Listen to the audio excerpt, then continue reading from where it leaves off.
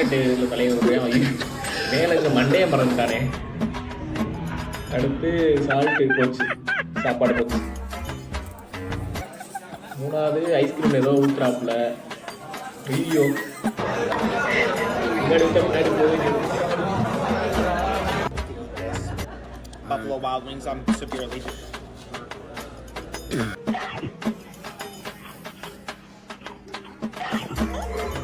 எதுக்கு இப்படி சாப்பிடணும்? ஐயோ கிளாஸ் உடச்சுட்டாங்க. போச்சு, டிஷர்ட் போச்சு. ஐயோ எல்லாம் பறந்து போதே காத்துல. சோலி முடிஞ்சு. கருவா நீ என்னத்தம்மா கடிச்சிக்கிட்டு இருக்க?